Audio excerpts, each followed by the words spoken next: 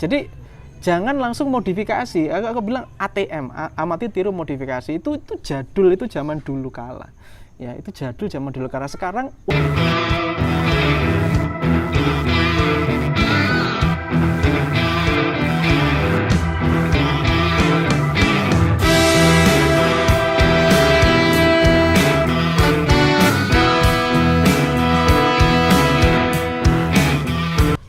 Oke, assalamualaikum warahmatullahi wabarakatuh. Berjumpa lagi bersama saya Yang, dan di video ini saya akan berikan tips untuk kamu yang mungkin Anda belum punya pengalaman apapun dalam bisnis dan Anda bingung untuk mengembangkan apa dalam usaha dan Anda butuh tambahan penghasilan, tapi Anda tidak tahu caranya sama sekali dan Anda mungkin tidak punya modal atau bahkan Anda punya modal tapi Anda mungkin belum punya keberanian.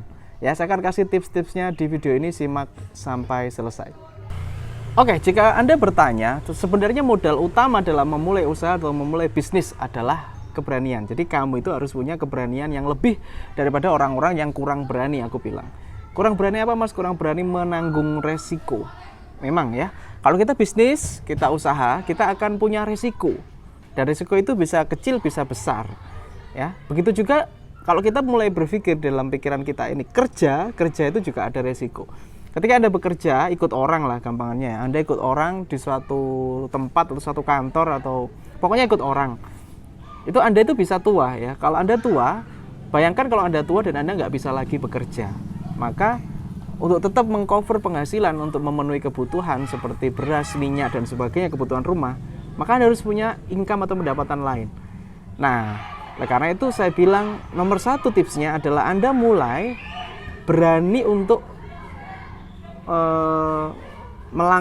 berani untuk melangkah dan Anda siap dengan resiko. Nanti saya akan terangkan lebih detail seperti apa sih resiko itu bisa kita kecilkan. Oke, saya akan bahas tentang resiko ya. Resiko itu terus ada. Sebenarnya kalau orang bilang, Mas, bisnis apa yang tanpa resiko? Saya bilang tidak ada bisnis yang tanpa resiko.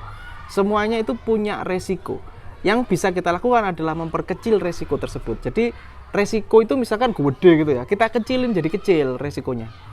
Caranya adalah modal. Yang pertama adalah kontrol modal yang akan dikeluarin. Jadi modalnya Anda nggak perlu langsung besar. Anda bisa mulai dengan berapa sih nominal yang siap Anda resikokan. Misalkan, oke, saya siap resikokan 100.000, Mas. Oke, berarti mulailah start yang 100.000, 200.000, 500.000, 1 juta gitu aja dulu. Gitu ya. Saya ini dulu berawal dari tanpa modal, bahkan saya bahwa bisnis itu ada yang pakai modal, ada yang tanpa modal.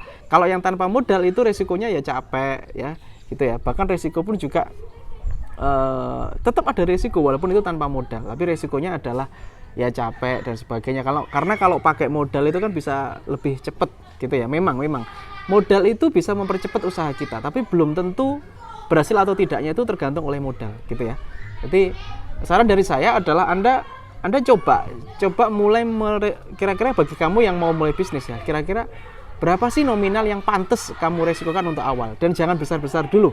Karena nanti kalau kamu besar, kamu bisa jadi trauma. Nah, kebanyakan teman-temanku itu bisnis ya, habis itu dia nggak mau bisnis lagi dan lanjut kerja, dia kerja terus, itu karena dia trauma, karena kemarin rugi. Padahal sebenarnya rugi itu adalah proses belajar paling baik. Ya, dengerin saya, kalau kamu bisa rugi, itu artinya kamu belajar.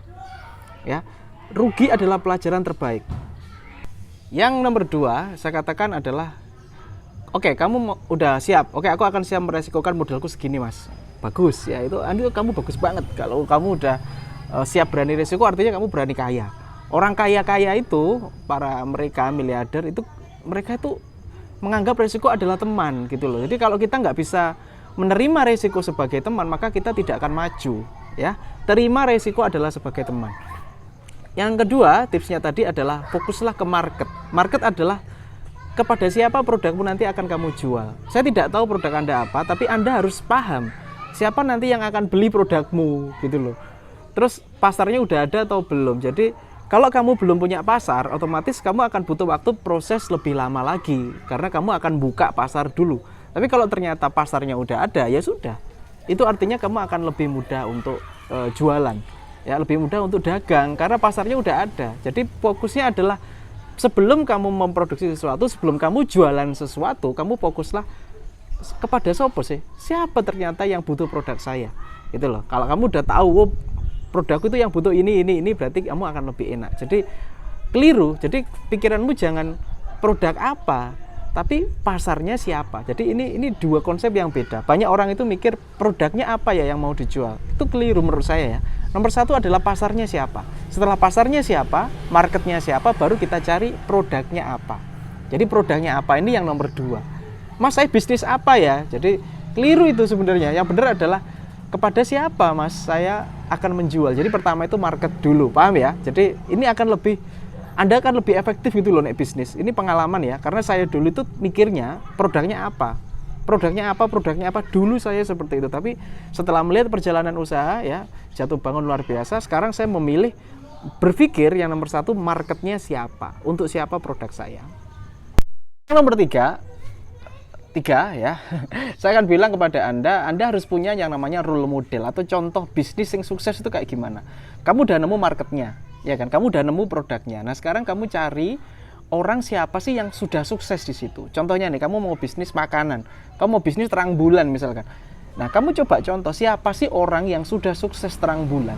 Siapa? Anda mencari siapa orang. Kalau yang tadi kan siapa market, sekarang siapa orang yang sudah sukses bisnis terang bulan. Gitu ya.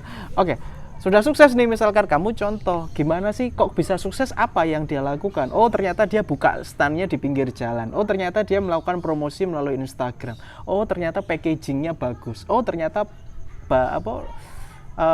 terang bulannya enak gitu ya. Nah caranya gimana kalau kita ngomongin makanan dan kita ngomong enak tidaknya?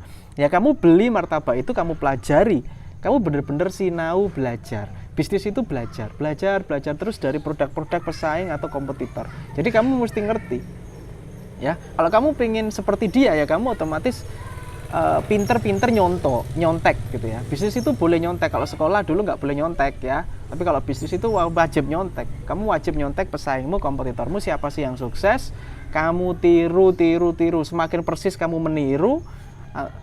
Jadi jangan langsung modifikasi. Aku bilang ATM, amati tiru modifikasi. Itu jadul, itu zaman dulu kala. Ya, itu jadul zaman dulu kala. Sekarang udah amati tiru aja, copy aja udah. Ya, tiru aja, nggak usah repot-repot modifikasi dulu kalau kamu memang belum mampu untuk modifikasi gitu loh.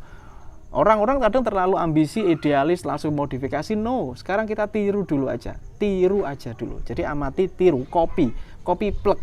Ya plug bisnisnya kayak apa yo, kita tiru aja semuanya, nggak apa-apa. Nanti pelan-pelan ketika pikiran kita berkembang ya, input kita udah banyak, buku-buku kita udah banyak baca, seminar kita udah banyak ikut, baru kita mulai modifikasi gitu ya. Jadi amati aja terus ditiru, udah gitu aja. Ini juga penting, yang keempat ini adalah kamu bentuk tim. Karena tidak semua hal, contohnya misalkan masak terang bulan tadi ya, oke lah kamu misalkan pinter masak terang bulan, tapi belum tentu kamu pinter memasarkan. Jadi orang itu ada bagian-bagian sendiri gitu ya. Contohnya nih saya nggak bisa masak terang bulan, tapi bisa jadi saya pinter meromosikan, saya bisa branding, saya bisa marketing. Nah kamu butuh tim ya. Jadi kalau semuanya Anda kerjakan sendiri, Anda pikirkan sendiri dan sebagainya, itu bisa nggak bisa, cuman akan kurang berkembang. Semua perusahaan besar, semua orang-orang kaya, mereka punya tim. Para miliarder, bilioner itu punya tim. Ya, ada tim yang garap desain, ada tim yang garap branding, ada tim yang garap marketing, ada tim yang bikin produk, ada yang bikin packaging, ada tim yang customer service ngelayani. Banyak gitu loh.